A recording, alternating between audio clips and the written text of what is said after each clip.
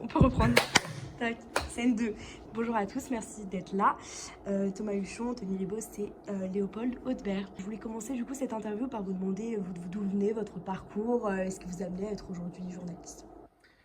Alors, d'où je viens, je suis né à Paris, de parents libanais qui ont fui la guerre au Liban au début des années 90 et qui sont donc arrivés à Paris. Je ne connaissais pas grand monde, même personne dans le milieu de la télévision et le journalisme. J'avais d'abord une passion moi pour la télévision.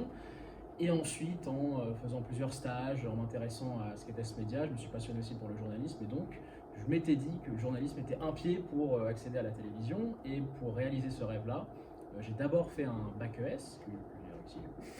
Et ensuite, j'ai intégré la Sorbonne avec une double licence droit-histoire, mais j'ai très vite arrêté le droit au bout de la deuxième année parce que ça m'intéressait pas trop, l'histoire m'intéressait davantage et j'avais aussi envie de me libérer un peu de temps en troisième année de licence pour pouvoir faire le tour de France des écoles de journalisme. Et à l'issue de ce tour de France, j'ai été admis à l'école de journalisme à Sciences Po, 2 ans de master, une première année générale, une deuxième année en alternance à TF1, en plein Covid. Donc on est vite jeté dans le grand bain de l'actu, de la gestion de la pression, du stress et de plein d'autres choses. Et à l'issue de cette année d'alternance, j'ai signé à BFM TV, qui m'a permis de réaliser en fait tout ce que j'ai envie de vivre en tant que journaliste, c'est-à-dire créer des souvenirs, vivre des aventures, rencontrer des gens que personne ne rencontre, aller dans des endroits où personne ne va. Et tout ça, j'arrive à le réaliser à BFM TV. Donc maintenant, je suis au service politique. Ok. Alors, moi de mon côté, j'ai grandi pas loin d'ici, Chasseneuil-du-Poitou, donc près de Poitiers, près donc du campus où on se trouve aujourd'hui. Moi, je viens d'une famille très modeste. J'étais élevé par ma maman seule, qui alors, a perdu son travail très tôt et a enchaîné plein de petits boulots. Elle a été caissière, elle a été femme de ménage, elle a été serveuse, elle a travaillé dans une cantine, enfin bref, plein de petits jobs. Et moi de mon côté, j'ai travaillé comme j'ai pu à l'école pour m'en sortir, pour m'améliorer, avoir une bonne situation. Et j'étais surtout, je pense que c'est le point commun entre tout le monde ici, très curieux par le monde. Une de mes seules fenêtres d'ouverture, je partais pas en vacances, etc., c'était la télévision. Point commun avec Anthony, voilà, à travers les journaux télévisés, documentaires, les jeux télé même pour la culture, etc. Ben, ça m'a permis de m'ouvrir et d'apprendre plein de choses. Et à partir de là, je me suis dit, tiens, le métier de journaliste, c'est intéressant pour essayer de transmettre des choses que moi-même j'ai pu avoir quand j'étais plus jeune. Et donc j'ai fait un bac L. Ensuite, j'ai passé Sciences Po à la fin de mon bac que j'ai eu. Donc là, je suis sur le campus de Paris, où je fais un programme assez généraliste, puisque là-bas, on n'a pas de spécialisation géographique comme ici sur le campus de Poitiers. Ma troisième année, puisqu'il y en a une troisième année dans ce parcours qui est à l'étranger, je l'ai passé aux Philippines, en Asie du Sud-Est, parce que j'avais pas beaucoup voyagé dans ma vie et je voulais absolument voir un peu d'autres horizons. Ce qui a été une année formidable pour apprendre plein de choses, rencontrer énormément de monde, des personnes qui sont encore des amis d'ailleurs, pas mal de pays aussi. J'ai profité pour voyager dans la zone, en Malaisie, en Australie, à Hong Kong, etc., etc. Et une spécialisation dans mes cours qui était plutôt liée aux médias et au journalisme. À l'issue de ça, je suis revenu à Paris, je suis rentré à l'école de journalisme de Sciences Po, j'ai fait mon alternance avec France Télévisions via un système qui s'appelle les bourses de vie qui permet à quelques étudiants d'être, on va dire, entre l'école et la rédaction de France 2. À l'époque, c'était uniquement France 2 avant que ça soit fusionné. Et là, j'étais au service société où j'ai pu pendant 2 ans faire des reportages, un peu comme Anthony à TF1, des chroniques, etc. C'est vrai que le Covid aussi est arrivé et a complètement bouleversé nos habitudes, on pourra en reparler un peu plus tard, mais ça a été aussi une période un peu d'accélération pour tenter de nouvelles choses, les chroniques à la télévision, la présentation des journaux aussi à Télématin. Et à l'issue de ça, après 4 ans à France Télévisions, j'ai une proposition de Philippe Corbet, qui était à l'époque chef du service politique de BFM TV et maintenant directeur de la rédaction, et de Marc-Olivier Fogiel, d'intégrer donc, dans le cadre de la présidentielle de 2022 le service politique, donc comme Anthony. D'abord pour le suivi initialement de Marine Le Pen avant que Éric Zemmour n'arrive dans la course. L'année suivante, j'ai basculé sur le suivi de la première ministre Elisabeth Borne, donc à Matignon, et je suis depuis juin dernier sur le suivi du président de la République Emmanuel Macron, tout en étant en parallèle sur des remplacements de tranches en présentation. Voilà. Ok. Super. Et du coup, on passe. Effectivement, alors moi j'ai pas du Et tout- j'ai travaillé aussi pendant mes études avec Thomas. Bien sûr. on a fait un film ensemble avec Paul qui terminait ses études, qui s'appelle La Nouvelle Fabrique de l'Opinion, dans lequel il s'est un peu révélé aussi 2019. tout ça. Ouais. Mais je pense que les premiers plateaux, c'était avec Ah moi. ouais, c'est possible, ouais. Sur Canal Plus à l'époque. C'est vrai. On avait été faire une émission avec Octavie, Absolument. avec Mathilde. Absolument. C'était avec Mathilde. Ouais. Et du coup, moi je m'appelle Thomas Huchon, je suis journaliste aussi, mais moi je suis aussi prof à Sciences Po, c'est comme ça que j'ai connu ces deux énergumènes. Mais moi je suis un peu l'imposteur de Sciences Po. Ça veut dire quoi? Ça veut dire que moi j'ai pas fait d'études. Moi j'ai fait un bac ES aussi, mais que j'ai eu au rattrapage, j'aimais pas trop ça. Et après j'ai fait un doc de droit que j'ai pas vraiment validé, et une école de journalisme en alternance, donc j'ai pas de diplôme académique au sens de ce que la France considère comme des diplômes académiques. J'ai bac plus 0 en fait en réalité, mais je suis quand même prof à Sciences Po, ce qui veut dire qu'on peut tous y arriver. Et surtout, moi je suis devenu depuis une dizaine d'années l'un des spécialistes de la lutte contre la désinformation au sens large. Je me suis intéressé à ces sujets et notamment à l'impact qu'a Internet sur nos vies. Sur nos vies sociales, sur nos vies politiques, sur nos vies intimes, et en comprenant que ce nouveau média était à la fois merveilleux et en même temps changeait beaucoup de choses et nous posait des problèmes, et j'ai continué à travailler là-dessus. Et donc je suis devenu à la fois un réalisateur de documentaires, je fais des émissions, j'ai eu moi-même ma propre émission sur LCI qui s'appelait Anti-Complot, qui était la première émission française de lutte contre les théories du complot à l'antenne. On a réussi à faire un truc comme ça à la télé, quoi. Ce qui était assez rigolo. Et voilà, j'écris des livres, j'écris des articles aussi pour des journaux d'investigation comme Mediapart. Et depuis peu, j'ai créé un nouveau truc qui s'appelle Anti-Fake News AI et qui est le premier média qui lutte contre les fake news en utilisant un faux personnage, en l'occurrence un double de moi créé en intelligence artificielle, avec l'idée de réduire les temps de production pour être capable de réagir plus vite à tous ces phénomènes de désinformation. Et donc abonnez-vous. Allez, donnez de la force. On mettra les contacts en barre d'infos. Donnez de la force, comme on dit sur les réseaux. Ouais. Voilà. Et donc je sais pas, peut-être que je suis en train de me transformer en influenceur anti-fake news. Okay. Et que je dirais plus que je suis journaliste dans quelques mois. Non, c'est pas vrai. Non, moi je crois vraiment à ce métier et je pense que contrairement à Léo et Anto qui viennent de milieux où on ne les préparait pas forcément à faire ça. Moi, je viens d'une famille de Bourges. Mon père faisait de la politique, était une personnalité même connue. Ma mère faisait de la politique aussi. Et voilà. Et donc, moi, j'ai plutôt un peu comme Obélix, je suis tombé dans la potion magique quand j'étais petit, donc j'ai pas trop le droit d'en prendre. Et donc, j'ai décidé de m'intéresser à l'actualité en me disant que si moi je fabriquais la meilleure information possible, les gens feraient des choix politiques vertueux. Okay. Et donc j'arriverais moi aussi à agir sur la vie de la cité, mais de manière un peu détournée. Et donc j'ai coutume de dire que j'essaie de changer le monde un peu à la fois.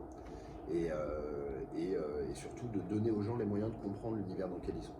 Et je crois au fait que les êtres humains sont capables de faire des choix bienveillants et vertueux à partir du moment où ils sont bien informés. Et donc voilà. Et plus personnellement, je suis très très très touché d'être ici aujourd'hui pour deux raisons. La première, c'est que la personne qui a un peu organisé ce truc-là, il se trouve que je l'ai croisée moi en 2017 quand elle était lycéenne à Hénin-Beaumont et qu'elle a fait mes formations anti-fake news là, qu'on fait dans les collèges, et que depuis elle a décidé de devenir journaliste. Quand on se bat beaucoup pour tout ça et qu'on prend beaucoup de coups par ailleurs, ce genre de petits trucs qui montrent que il y a une forme d'espoir, ça fait beaucoup de bien. Et la deuxième, c'est que ces deux garçons qui sont là, c'est la relève. Voilà, c'est les padawans, c'est eux qui vont construire ce métier, c'est eux qui vont agir sur ce monde. Et franchement, je suis à la fois très fier de les voir faire ce qu'ils font. Et je suis très ému d'être assis à côté d'eux aujourd'hui. Voilà, partager. Et justement, je rebondis sur ce que vous venez de dire. Vous parliez vous aviez organisé des ateliers de sensibilisation aux fake news. Je voulais savoir également par rapport au journalisme, comment vous était venue l'idée de développer le journalisme de fake news et également le journalisme d'investigation, par exemple dans le cadre de l'enquête sur Salvador Allende ou également de comment Trump a été élu. C'est mon paradoxe, c'est qu'en fait j'ai bossé pendant 7 ans sur les vrais complots. D'accord. Le complot de la CIA et des militaires chiliens pour abattre le gouvernement socialiste élu démocratiquement de Salvador Allende le 11 septembre 1973 au Chili. Et de ce travail d'investigation extrêmement sérieux, rigoureux, sur un vrai complot documenté et tout, et je suis passé à un autre 11 septembre, le 11 septembre 2001, qui lui est utilisé par les complotistes. Donc moi j'ai passé 10 ans de ma vie à essayer de dénoncer un vrai complot, et ça fait 10 ans que j'essaie de dénoncer les faux complots, donc les théories du complot. Et donc déjà d'une part je tire un peu de ma légitimité à parler de ces sujets, du fait que j'ai vraiment enquêté sur des vrais complots, donc on ne peut pas me reprocher de dire qu'il n'y aurait pas de complot. Bah non, des vrais complots ça existe, et les vrais complots ont fait l'histoire. Le risque de notre époque, il est un peu particulier, il est que les faux complots fassent leur histoire à leur tour. Et que l'utilisation massive de la désinformation dans un univers de l'information dérégulée, notamment numérique, permettent à des gens qui racontent n'importe quoi, non pas d'être sanctionnés lors des élections, mais de gagner les élections. Toute ressemblance avec un mec qui avait une coupe de cheveux chelou en 2016 du côté de Washington serait bien entendu un Et qui se représente. Et voilà, et effectivement, moi je commence à m'intéresser à tout ça. Après ma période chilienne qui s'arrête en 2013, je reviens en France. Je suis parti parce que j'étais amoureux d'une Française qui avait trouvé du boulot là-bas. Et à la fin, elle a trouvé que le Chili c'était tellement bien que les Chiliens c'était mieux. Et donc moi je suis rentré. Et du coup, non mais la vie c'est aussi ça. C'est-à-dire que nos vies professionnelles, elles sont aussi liées à des trucs dans la vie privée et tout. Et du coup, moi quand je rentre en France et que je sors un peu la tête du Chili et de raconter ce rêve de révolution socialiste dans la démocratie et tout, je vois qu'en Europe, il y a un phénomène de populisme qui grandit, que les partis d'extrême droite font de plus en plus de votes, que ça grossit dans la société. Et en fait, moi je m'infiltre un peu dans des trucs d'extrême droite et je constate que dans ces univers, on entend la même chose qui sont des trucs ultra groupusculaires, mais on entend la même chose que ce qui fait des millions de vues sur YouTube. Et là, je me dis, il y a un énorme problème. En fait, c'est un truc qu'on n'a pas vu. Il y a un truc que nous, les journalistes professionnels, on n'a pas observé, qu'on n'a pas adressé, sur lequel on ne s'est pas intéressé, qui est le monde numérique, et qui est en train de nous péter la gueule. Et donc, moi, je fais partie d'une petite bande de journalistes qui va s'intéresser à ces trucs-là un peu avant que ça devienne dans l'actualité. Et en s'y informant un peu avant, on enquête, et voilà, moi, depuis 2015, j'ai dû faire 9 ou 10 documentaires sur ces sujets-là. Donc sur l'impact des complotistes. Après on a fait un truc sur Trump, donc effectivement comment Unfair Game, comment il a manipulé l'Amérique. C'est l'histoire de l'affaire Cambridge Analytica, qui est le plus gros scandale politico-numérique du 21e siècle.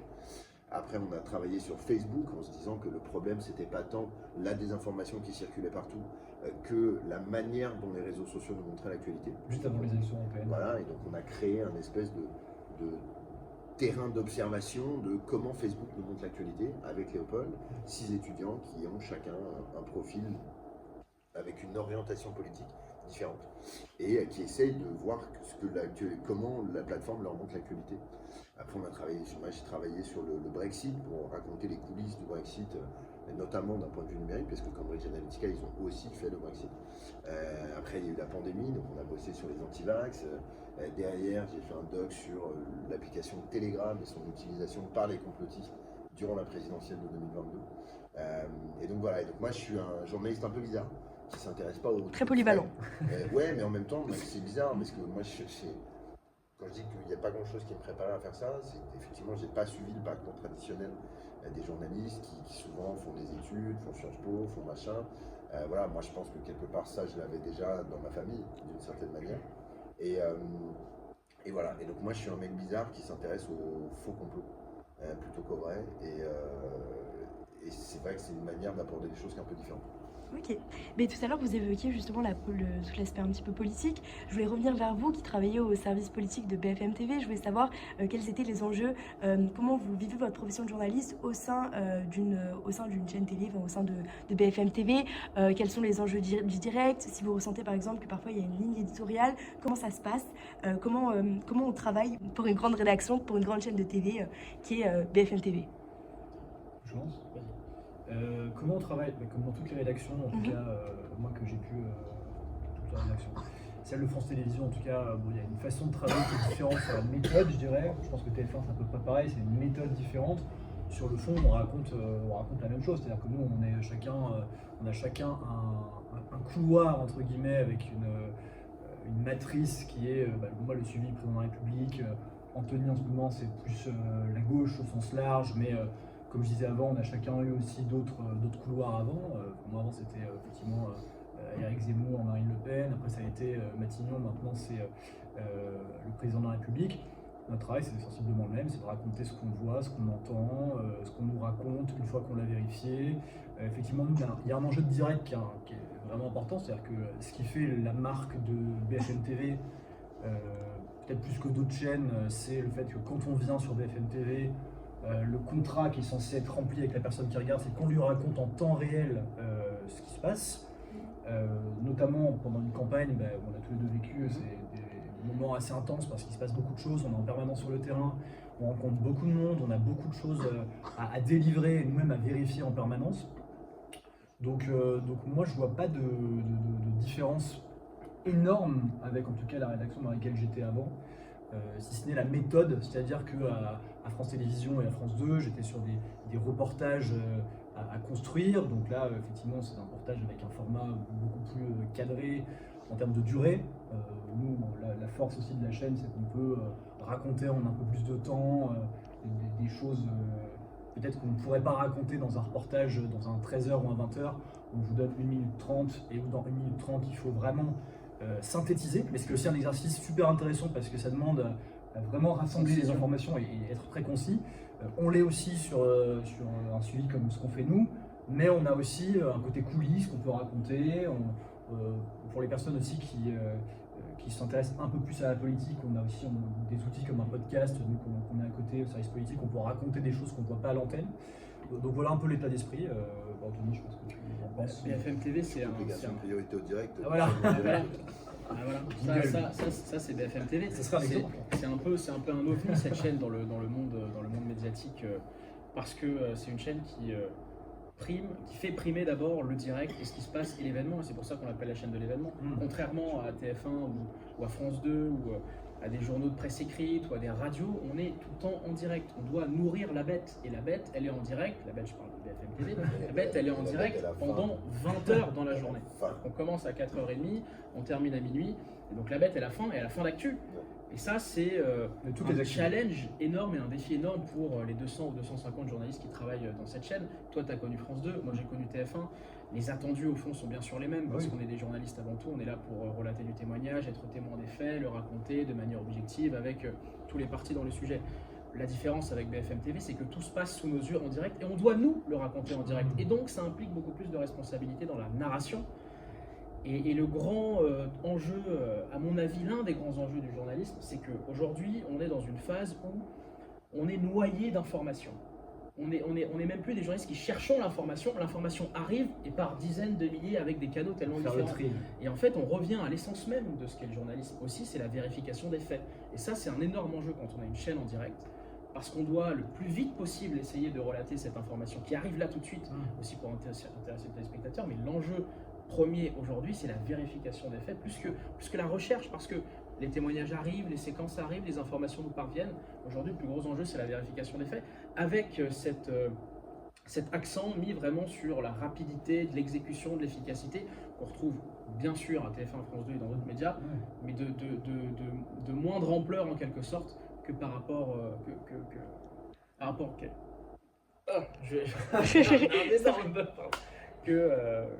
BFM TV. Sans mettre en péril la véracité de ce qu'on raconte, ce qui est important, c'est que tout l'équilibre, c'est de raconter en temps réel ce qu'on fait, en racontant évidemment ce qui est vrai, et en racontant, en tout cas sur BFM, en racontant toutes les actualités, c'est-à-dire que nous on a chacun évidemment un couloir, mais à l'antenne, il n'est pas question de donner à voir une seule évidemment lecture, il faut que tout, notamment en politique, voilà, les avis en tout cas soient proportionnel à ce que la population peut penser et que les avis soient représentés. Justement, je voulais revenir sur ce que vous venez de dire. J'ai vu que vous aviez travaillé également à On vous répond sur France 2, qui était également un type de format qui était assez récurrent, voire hebdomadaire. Et je voulais savoir d'où vous êtes venu cette idée et est-ce que vous pourriez m'en parler un petit peu Alors, oui, donc c'était une rubrique du journal de 13h et de 20h de France 2, mais d'ailleurs d'autres chaînes l'ont fait aussi, BFM l'a fait, TF1 l'a fait aussi à ce moment-là, parce que pour le contexte, on le rappelle, on était en plein début de première vague de Covid en France. Personne ne comprenait vraiment ce qui se passait, les éléments arrivaient de manière On était confinés. et on était confinés. C'est ce qui a fait la différence d'ailleurs, c'est que alors avant le confinement, il y a eu déjà beaucoup de questions qui se posaient sur qu'est-ce qui va se passer, comment est-ce qu'on va gérer cette épidémie, etc. Le confinement arrive, tout le monde se retrouve chez soi. Nous, on continue à travailler, évidemment, ce qui était quand même un contexte très particulier, et il y a un besoin, vraiment, une nécessité d'information à ce moment-là, très pratique, de la part de tout le monde, de se dire, mais qu'est-ce que j'ai le droit de faire, qu'est-ce que j'ai pas le droit de faire, qu'est-ce qui est dangereux, qu'est-ce qui n'est pas dangereux, comment est-ce que je fais pour aller faire mes courses, aller chez le médecin, sortir mon chien dans le parc à côté de chez moi. Avec, souviens-toi, les attestations qui et voilà. parfois un petit peu Ah oui, il y avait compliquées cette attestation, effectivement, il fallait cocher des cases pour sortir de... Bref, on a tous vécu ça, c'était très compliqué et très perturbant au départ. Et on s'est rendu compte, alors c'était pas mon idée, mais l'idée de, en tout cas, France Télévisions, c'est Guillaume Darret qui a soumis cette idée, journaliste au service politique de France Télévisions, que cette rubrique de questions-réponses soit très récurrente, donc en fait que tous les jours dans les journaux il y ait cette rubrique qui permettait de créer d'abord du lien avec les gens, parce qu'on recevait par centaines au départ des questions de personnes qui avaient soit peur, qui ne comprenaient pas, etc., mais des questions extrêmement concrètes comme je le disais. Et donc nous, notre rôle c'était de, pendant 2-3 minutes par journal, délivrer l'information de manière très directe, ce qui a été d'ailleurs Ouais, en plus sous forme de questions-réponses. Voilà. Vous preniez les questions, oui. vous y répondiez en fait, c'est marrant. Ce qui était un truc qui n'existait pas forcément avant dans les journaux en tout cas. En fait, tu l'avais ce sur format-là. France Télé, ça existait, c'était le samedi, et c'était le truc du médiateur. Ah oui, sur les questions d'enjeux sur les médias, les gens qui sur les écrivaient. médias, mais aussi tous les gens qui avaient vu une info, qui se posaient une question et qui avaient ce truc. Mais moi, effectivement, je me souviens très bien de. Eh oui. On était chez nous, on se faisait un peu chier quand même, faut même pas égaler. Et c'est vrai qu'on s'est remis à regarder la télé. C'est ça qui est assez intéressant. Et les audiences étaient très fortes à ce moment-là. Ouais, Il y avait un enjeu, on l'a senti. Et c'est vrai que quand je t'ai vu débarquer dans le salon chez mes parents, je te jure, c'était assez rigolo. C'était assez ouf. Et justement, en parlant d'information, vous avez couvert, Anthony Lebos, la guerre en Ukraine. Je voulais savoir ce que c'était les enjeux de couvrir un conflit de cette ampleur à une ère un petit peu de guerre de l'information entre l'Ukraine et la Russie. Comment, depuis la France, on arrive à couvrir ce type d'événement? Est-ce que vous êtes rendu sur place? Comment ça s'est passé? Comment vous avez été amené à gérer toute cette partie du conflit pour BFM TV?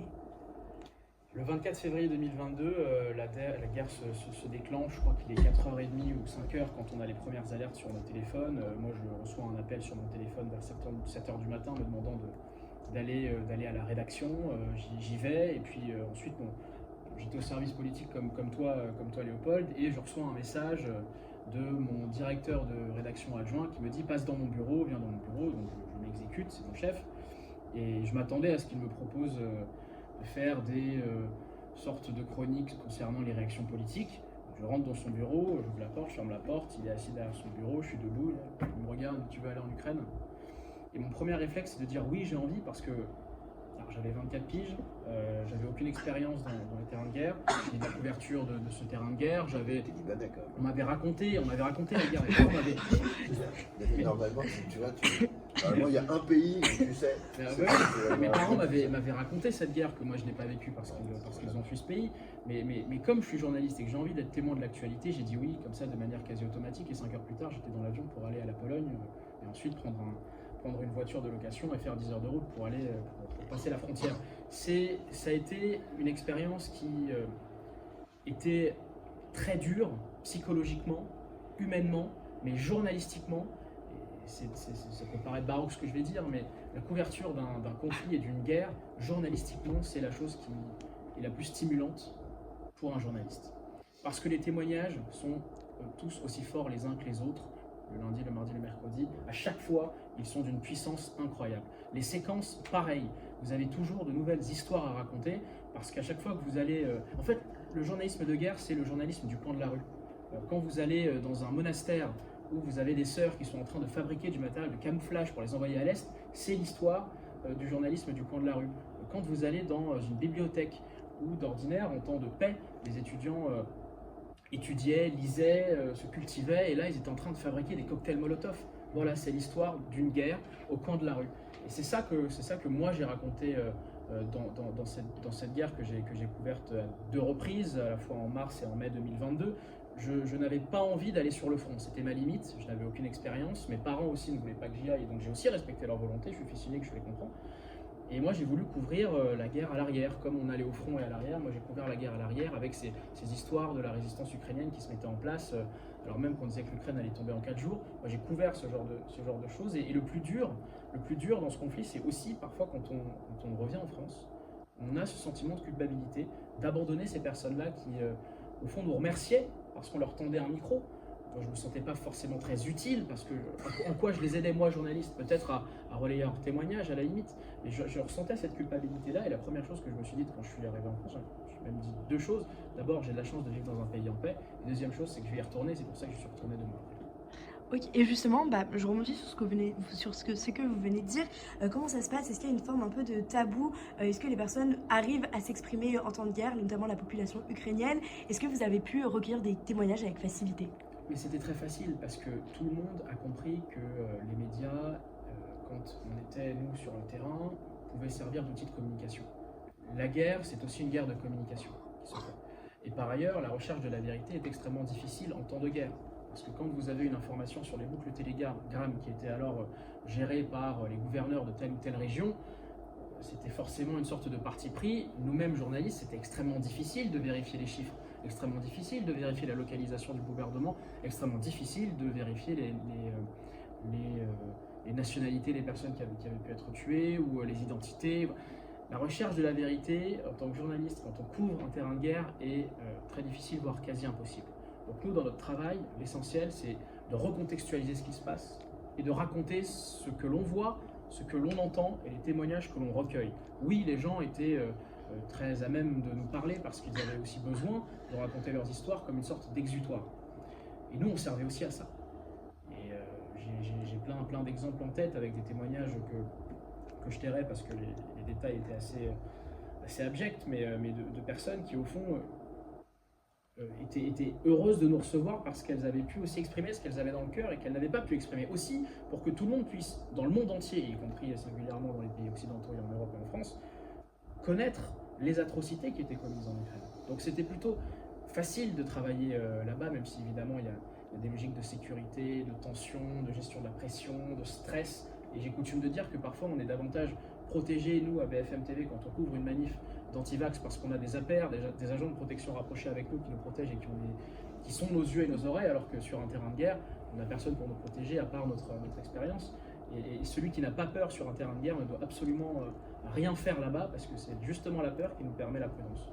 Et justement, Thomas Huchon, j'avais des questions concernant l'évolution des fake news. Est-ce que vous avez pu constater qu'il y avait vraiment un pic dans le cadre post-pandémie, et d'autant plus dans le cadre de la guerre en Ukraine? Est-ce que vous avez pu un petit peu étudier ça dans le cadre... Ce qui est sûr, il y a 2 choses. La première, c'est que ces phénomènes-là, ils ont toujours existé. Il y a toujours eu de la désinformation, il y a toujours eu des mensonges, il y a toujours eu des théories du complot. C'est vieux comme le monde. Au Moyen-Âge, on disait que les Juifs mettaient la peste dans les puits et que c'est pour ça qu'il y avait la peste. Il y a des complots, il y en a toujours, enfin des théories du complot, il y en a toujours. Ce qui a changé profondément au cours des 15 dernières années, c'est à la fois la manière de diffuser tout ça et de consommer de l'information. Et plus on s'informe dans un espace numérique, plus on prend le risque d'être exposé à de l'information gratuite qui est souvent de mauvaise qualité. L'un des vrais problèmes en fait, qu'on pourrait résoudre assez simplement, c'est de recommencer à payer pour s'informer, puisque quand on paye pour s'informer, il n'y a plus de désinformation. Même si vous achetez une saloperie raciste comme valeur actuelle, vous achetez une saloperie raciste comme valeur actuelle et il vous donne une saloperie raciste. Donc finalement, c'est pas de la désinformation. Donc ce qui est important, c'est de comprendre que ces phénomènes qui ont toujours existé, qui sont un peu basés sur certains traits de caractère des êtres humains, c'est-à-dire qu'on préfère les histoires qui se terminent mal, on préfère les choses un peu choquantes, un peu clivantes, on a tous un peu cette appétence-là. Mais grosso modo, depuis une vingtaine d'années, on a, plutôt que de mettre en place des systèmes qui luttaient contre nos instincts grégaires, et en fait on a créé des machines à pousser nos pires instincts. Et en faisant ça, en une période très courte, en fait on a profondément changé la société. Et ce qu'on a vu comme évolution, c'est à la fois une sophistication de la fabrication de ces messages mensongers, une ingénierie beaucoup plus efficace dans la manière de les produire et de les diffuser, et des structures qui se sont constituées numériquement, mais aussi dans la vraie vie, en créant des ponts entre des communautés qui n'étaient pas forcément connectées, mais qui, du fait d'Internet et du fait de s'intéresser à un certain type de sujet, et donnaient à ces mensonges et à ces fake news et à ces théories du complot une ampleur dingue. Et tout ça a été vrai à l'intérieur de notre pays, j'ai envie de dire, ça a été vrai à l'intérieur de la politique française, si on veut le dire comme ça, de la société française. Mais Internet n'a pas de frontières. Internet a des barrières linguistiques, mais il n'y a pas de frontières. Et donc, Internet a aussi permis le fait que des gens qui ne sont pas dans notre pays, mais qui veulent agir sur la politique de notre pays, qui arrivent à le faire. Donc là, bien entendu, on regarde tous de l'autre côté de l'Oural, M. Poutine, on peut regarder les Chinois, on peut parler des Indiens, on peut parler des communautés militantes QAnon aux États-Unis. En tout cas, il y a tout un tas d'univers ultra organisés, structurés et même financés dans certains cas, qui ont décidé d'agir. Et donc, ce qu'on constate, c'est pas que. Je crois que personne ne peut répondre à la question est-ce qu'il y a plus de fake news aujourd'hui qu'hier. Par contre, on peut répondre à la question en disant ces messages ont plus d'impact qu'hier. Et finalement, ce qui répond d'une certaine manière.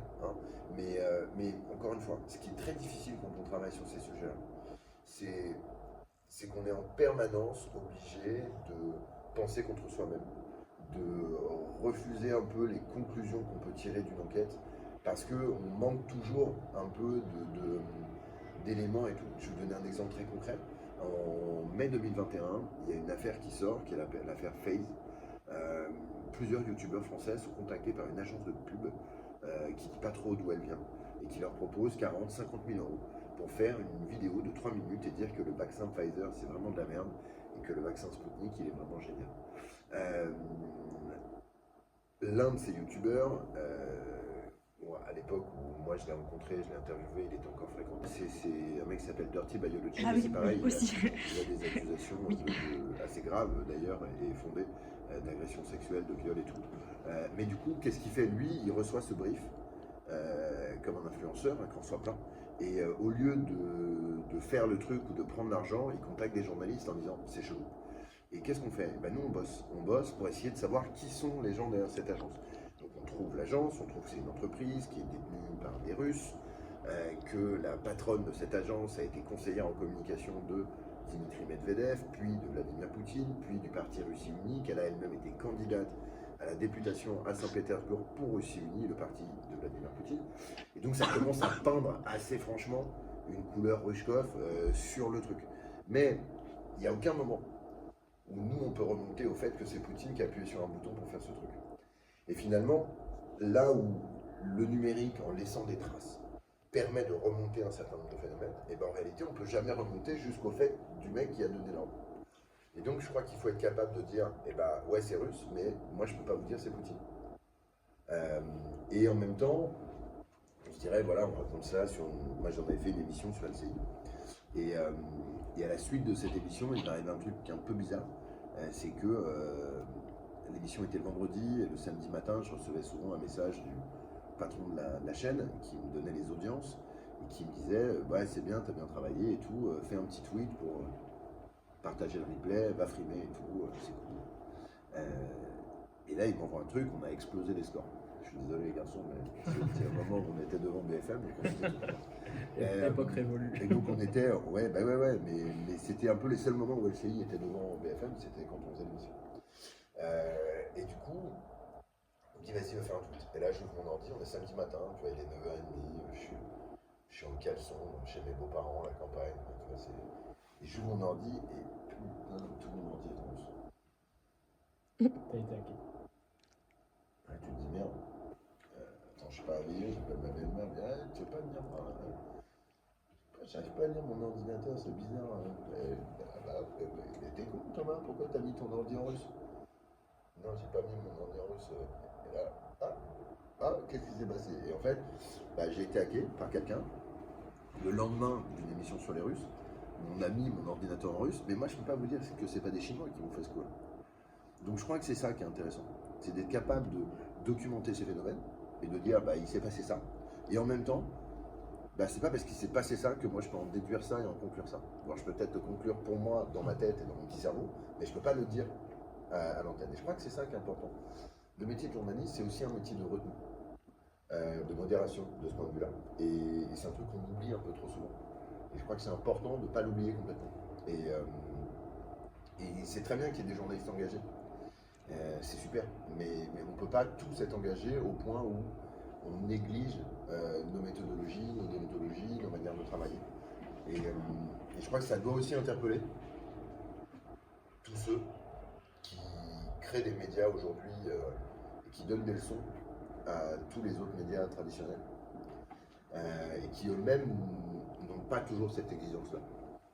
Donc voilà, c'est un métier compliqué et c'est un métier sur lequel il faut garder de la nuance. Et donc plus on est né dans un truc engagé, moins on a tendance à garder cette nuance. Et c'est un peu problématique. Et ça contribue aussi à ce truc, alors tout à l'heure vous l'avez décrit un peu, plein d'infos tout le temps qui circulent en permanence. On appelle ça l'infobésité. C'est le fait qu'il y a tellement d'infos qu'on est perdu. Et ben ça c'est le premier phénomène. Le deuxième phénomène c'est l'infodémie. C'est la circulation de fake news. Et ben ces deux trucs ensemble, ça fait la post-vérité. La post-vérité, ça ne veut pas dire qu'avant il y avait la vérité, maintenant il y en a plus.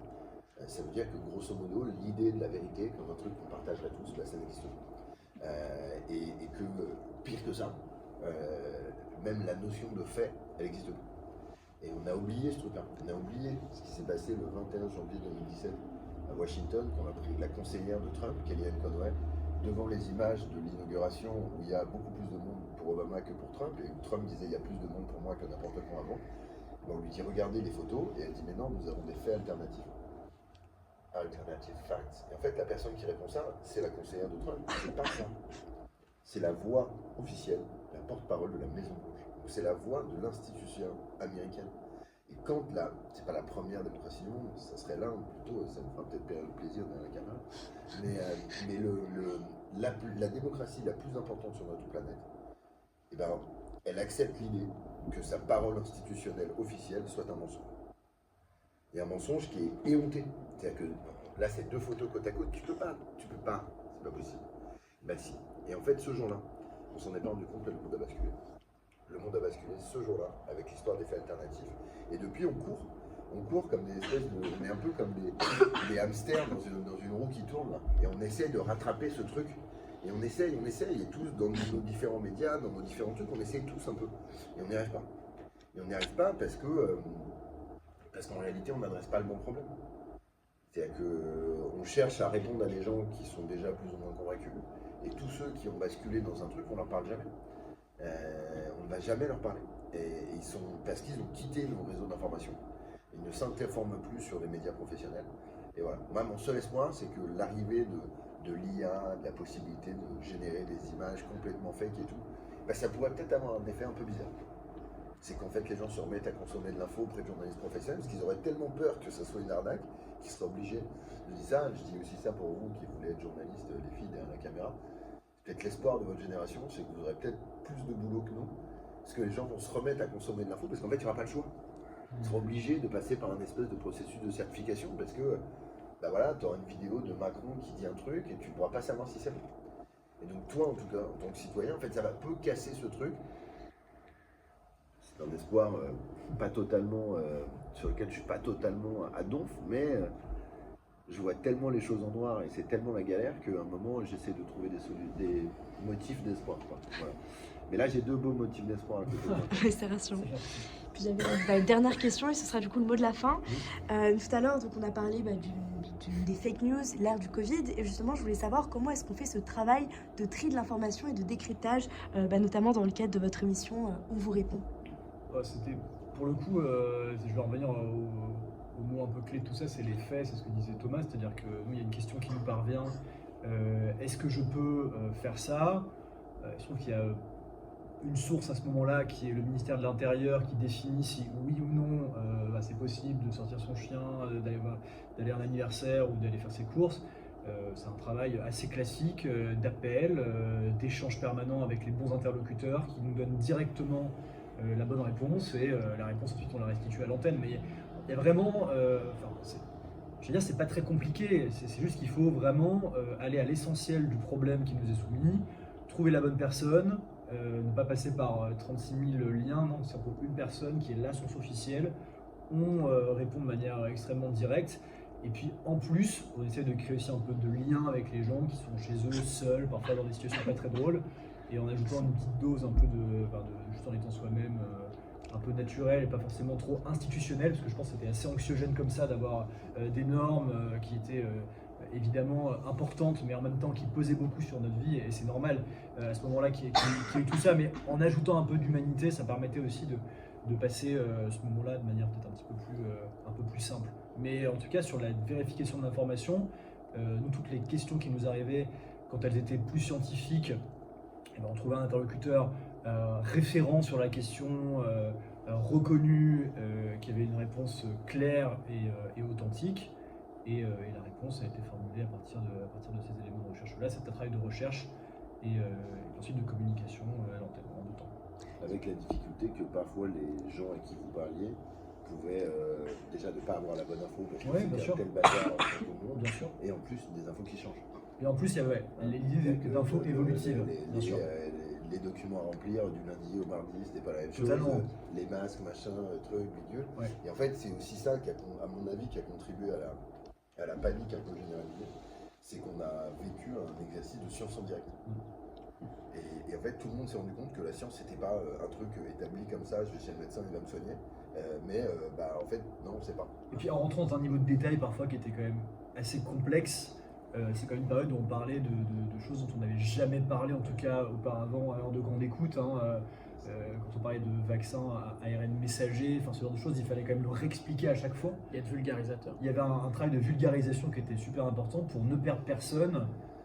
Et puis en même temps, ouais, je suis d'accord avec Thomas, il y a des normes qui évoluaient au fur et à mesure, il y avait des papiers qui apparaissaient, qui disparaissaient, des cases qui étaient supprimées, qui étaient remplacées, reformulées différemment. Et oui, il y avait un travail, on était très focus sur, à ce moment-là, un tempo qui était...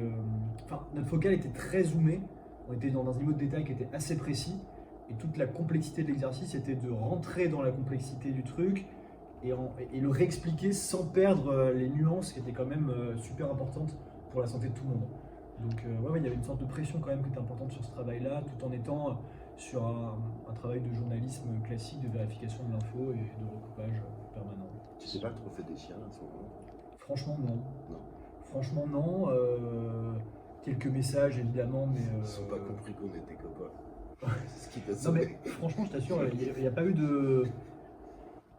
On était vraiment sur de l'info servicielle qui était une sorte d'accompagnement aussi des gens à ce moment-là, des téléspectateurs qui en avaient besoin. J'ai pas eu de message véhément, super important, super dont j'ai le souvenir comme ça maintenant. C'est pas une connerie qu'on regardait à l'époque avec ton profil de La République en marche. Ça, c'est fini. Bah super, bah, merci en tout cas beaucoup pour votre temps et Non, mais c'est normal. puis bon, on se retrouve tout de suite pour la conférence. Merci à vous. Plaisir. Merci. Merci. Sciences Po.